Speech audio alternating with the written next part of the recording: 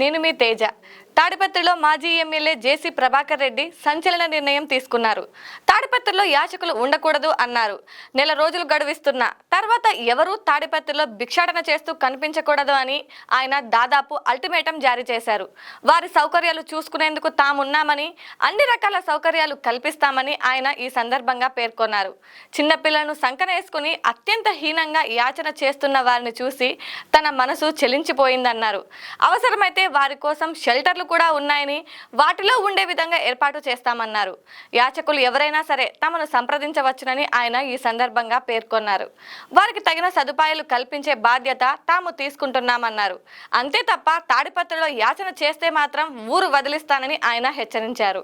నేను వాళ్ళకి చెప్తున్నా, రండి, మీ తల్లిదండ్రులకు చెప్తున్నా, యాచించడం బాగలేదు. ఎవరో కాళ్ళు ఇప్పుడు సిగివాళ్ళ దగ్గర ఉంటారు, మేము పెద్ద పట్టించుకోవాలను, కాళ్ళు లేని వాళ్ళు, ఇంట్లో నుంచి తరిమిన వాళ్ళు, వాళ్ళకు కూడా మేము అప్పుడప్పుడు చూపిస్తాం వాళ్ళకు కూడా.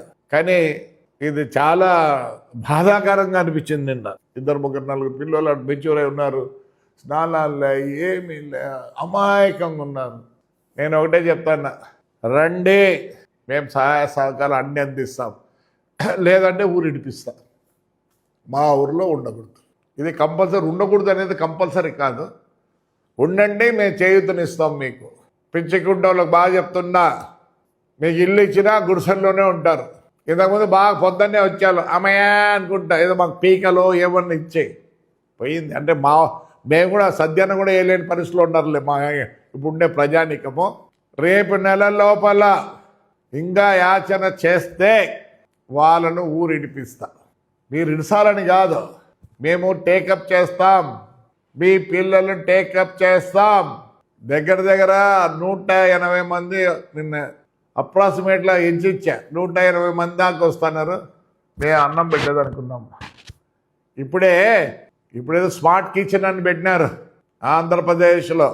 నేను స్మార్ట్ కిచెన్ 16 ఏళ్ళ కిందే స్థాపించిన. మేమంతా ప్రెసిడెంట్ అవార్డులు, కానీ ఎప్పుడు పోలే ఆడ తెచ్చుకోవడానికి అవార్డుకి ఇవాళ్ళు మాకొద్దు.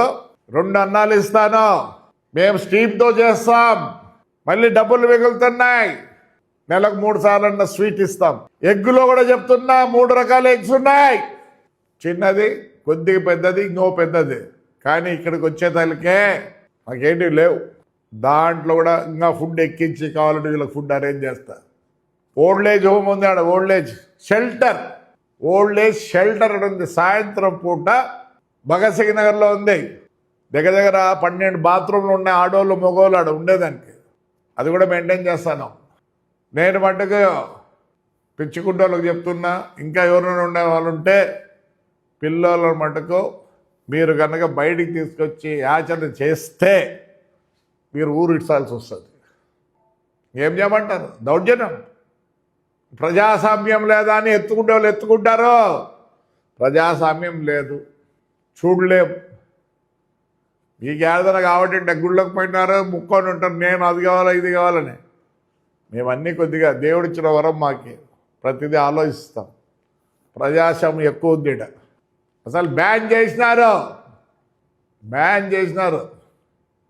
వాళ్ళకి ఫుడ్ లేదంటే మేము ఇస్తాం, వాళ్ళకి షెల్టర్ లేదంటే మేము ఇస్తాం ఆ పిల్లలకి. దాంట్లో కనీసం ఓనామాలు నేర్పిస్తాం. క్వశ్చనే లేదు. ఆల్రెడీ సచివాలయంలో చెప్పినాను, మా చైర్మన్ గారికి చెప్పినా, నా స్నేహితులను అందరికి చెప్పినా. ఈరోజు నుంచే మొదలైంది. తాడిపత్రిలో పిల్లోలను పెట్టుకొని యాచన చేస్తే ఊరిడిపిస్తా. రండి, లేదంటే నా దగ్గర రండి, మేము సదుపాయాలు చేస్తా. గుడ్డల కాడి నుంచి, అన్నం కాడి నుంచి, షెల్టర్ కాడి నుంచి నాది బాధ్యత. దయచేసి చెప్తున్నా, ఒకవేళ చాలామంది ప్రజాస్వామ్యం గురించి మాట్లాడతారో, నాకు తెలుసు ప్రజాస్వామ్యం ఏమో చెప్పుకుంటూ పోతే కథలు అవుతాయి. ఇది నా ఊరు పరిస్థితి. నేను వాళ్ళకి అన్ని విధాలు అండగా ఉంటా, చూస్తా, చేస్తా. కావాలంటే ఒక షెడ్ వేపిస్తా. ఆల్రెడీ ఉన్నాయి మా దగ్గర షెడ్లు. ఆ షెడ్లనే హాస్టల్ చేస్తా. దానికి కావాలంటే నా భార్యనే ఉండి చూసుకోమంటారు.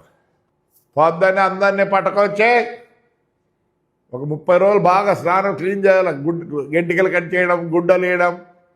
ఒకవేళ మీకు ఎంతసేపు ఉన్నా వేరే కోరికలు ఉన్నాయి, నాకు కొన్ని కోరికలు ఉన్నాయి ఇలాంటివి చేయాలని. ఎక్కువ మాట్లాడితే ప్రజాస్వామ్యం ఉంటారు, ఇక్కడ ప్రజాస్వామ్యం హిట్లర్. నేను హిట్లర్నే, బాగుపడేదానికి హిట్లర్ని, చెడగొట్టేదానికి కాదు హిట్లరు. సో ఈ మంత్ ఎండింగ్ లోపల తాడిపత్రిలో ఎవరు కూడా చిన్న పిల్లలు రోడ్లోకి వచ్చి యాచించకూడదు. మీ కష్ట సుఖాలకు నేనే బాధ్యుడిని. రైట్ అమ్మా, థ్యాంక్ యూ. బాధేసింది నిన్న నా భార్య చాలా బాధపడి చెప్పింది, ఏంటేటో చేస్తున్నాం, ఆ అనాథులకు ఏమైనా చేయండి. వాళ్ళు అనాథులు కాదు, they have their parents, they running lot of money. Especially తాడిపత్రిలో బ్రహ్మాండంగా రండి, నేను చూపిస్తా. So we had to change the system. దీనికి మీరు కూడా సహకరించండి. ప్రెస్ వాళ్ళు దయచేసి ఎక్కడన్నా ఎవరు ఉంటే పేర్లు రాసి ఎవరు వీళ్ళు చెప్తే మనం అందరం కలిసి ఒక మంచి పని చేద్దాం. గాడ్స్ గిఫ్ట్ అనుకుందాం ఈ పని. గాడ్ మనకు ఆలోచింపజేసినాడు.